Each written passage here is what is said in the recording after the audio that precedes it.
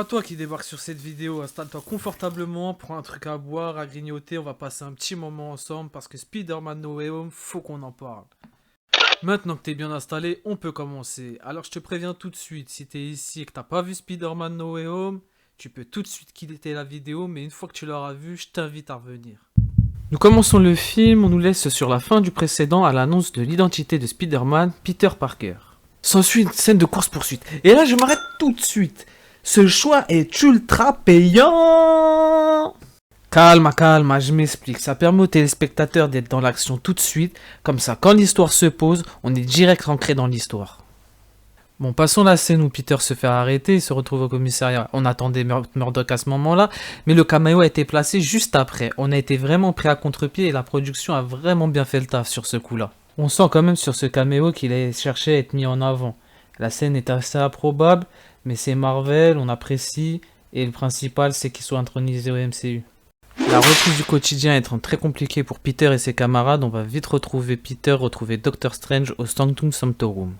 On y retrouve un Doctor Strange souriant, décontracté, en jogging, on se demande même si c'est lui. Et oui, c'est bien lui, ce n'est pas Mephisto, ce n'est pas Dark Doctor Strange, c'est bien lui. Et cela s'explique par le fait que Wong ait pris sa place de sorcier suprême. Il n'a plus la pierre du temps et son état d'esprit est tel que il pouvait que aider Peter, bien que ce soit à mon sens une facilité scénaristique, cela peut s'expliquer. Vient le sort de Doctor Strange. Peter fait son vœu et il souhaite que tout le monde oublie qu'il est Spider-Man, mais il est vite dépassé et reformule son vœu à plusieurs reprises, ce qui fait capoter le sort de Doctor Strange et va causer les débuts des déboires de Peter. Après cette scène, nous comprenons très vite que le film va être centré sur son développement car il en a grand besoin. Après que Peter, MJ et Ned soient refusés au MIT, Peter, pris de remords, décide d'aller voir la présidente. Puis il survient cette fameuse scène. Hello Peter. Pour ceux qui n'avaient pas regardé la dernière bande-annonce comme moi, on se surprend à remarquer que ce n'est pas un autre Peter mais bien celui du MCU. Donc toujours pas d'autres Spider-Man en vue pour le moment. S'ensuit une scène d'action qui n'est pas folle visuellement mais qui fera le taf tout de même. C'est la seule scène où on verra le bouffon vert avec son masque car le choix a été fait de lui enlever par la suite. Je trouve que c'est une très bonne chose car Willem Dafoe est un très bon jeu d'acteur et par son visage fait passer beaucoup d'émotions. Je passe un peu mais les antagonistes vont être assez vite capturés. Mais il y a à mon sens un des antagonistes qui a été assez mal exploité et vraiment j'en suis vraiment déçu parce qu'il y avait de quoi faire. Il s'agit du lézard, je ne comprends pas, il y avait de quoi faire avec ce personnage. Un personnage menaçant et très dangereux, on en a fait un personnage limite qu'on ne voit pas. En même temps, avec un film avec autant de personnages, c'était inévitable que certains passent à la trappe. C'est pourquoi, selon moi, ce film aurait dû être en deux parties. D'autant plus qu'à mon sens, un film en deux parties aurait permis une équité pour tous les personnages tout en intronisant un sixième pour avoir les Sinister Six. Revenons au film et à la capture de ces derniers. Une fois capturés, le Docteur Strange souhaite les ramener dans leur univers. Mais Peter, apprenant que certains ayant perdu la vie dans leur univers, souhaite les aider. S'ensuit un combat entre Peter et Doctor Strange qui sera le meilleur moment visuel du film. Après avoir emprisonné le Docteur Strange, Peter décide d'aller dans l'appartement de Happy pour aider ses antagonistes. Sur le point d'arriver au but, le sens d'araignée de Peter se déclenche et je vais m'arrêter une seconde sur cela. Je trouve que le moment de tension à ce moment précis a été très bien dosé. On comprend vite que le sens de Peter s'est réveillé par rapport à Norman Osborn dont le bouffon vert avait repris le dessus. C'est là que le véritable bordel commence. S'ensuit un affrontement entre Peter et le bouffon vert, tandis que les autres causent des dégâts et s'enfuient.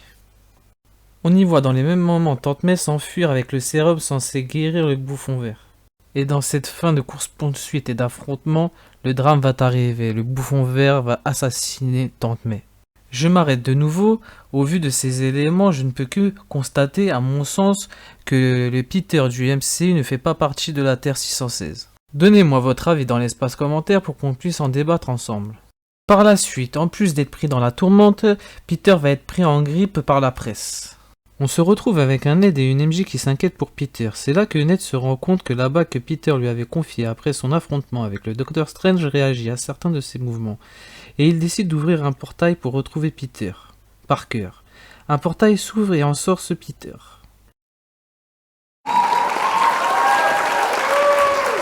Je passe la série de tests que MJ et Ned lui font passer quand Ned retente le coup.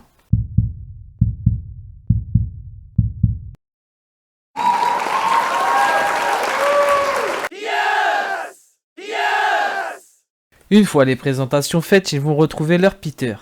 Ils retrouvent Peter et lui expliquent que comme eux, ils devaient passer par là. Un grand pouvoir implique de grandes responsabilités.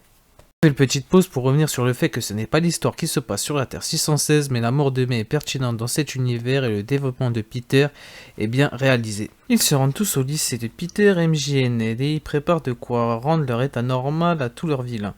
Une scène où il y aura quelques références sympas. Derrière ça, on y retrouve un Peter donné rendez-vous à ses vilains sur la Statue de la Liberté par vidéo diffusée par les médias. Durant le temps d'attente de nos héros, on a le droit à des dialogues assez improbables s'échangeant leurs expériences et leurs problèmes, allant même jusqu'à se replacer le dos, scène qui fait assez sourire. Vient le temps de l'affrontement et c'est laborieux. N'ayant jamais travaillé en équipe, nos deux Peter d'autres mondes décident de laisser les clés du leadership à notre Peter, et c'est là que tout ira mieux. Le choix est logique, c'est son film après tout et il a déjà fait partie d'une équipe, les Avengers, bien qu'il n'ait pas vraiment suivi toutes les règles. Alors pour moi cette scène de fin est bien, sauf sur certains points. Visuellement cela aurait pu être bien mieux, je parle surtout avant l'arrivée du Docteur Strange et la scène de chute de MJ aurait dû être beaucoup plus marquante à l'image de celle de Gwen Stacy dans Le Destin d'un héros. Cela aurait beaucoup plus appuyé sur l'aspect nostalgie, c'est pour moi à mon sens ce qui manquait. Sinon pour la suite, le sacrifice que fait Peter en acceptant que tout le monde sans exception oublie qui il est judicieux pour la suite de ses aventures. Mais il ne fait pas grand doute qu'il retrouvera ses amis. Deux choses sur lesquelles je voulais revenir. Electro parle d'un Spider-Man noir. Pour quand un Spider-Man Miles Morales à l'écran? Et Ned, futur sorcier? Donnez-moi votre avis dans l'espace commentaire. Parlons de la scène post-crédit qui a été amenée par le Venom de Tom Hardy, mais certainement pour la suite sans lui. Cet Eddie Brock ne connaissait pas Peter, mais le symbiote visiblement si. Ah, et pour le thriller de Doctor Strange, une seule chose à dire, on a hâte, on a quand même vu sa version dark.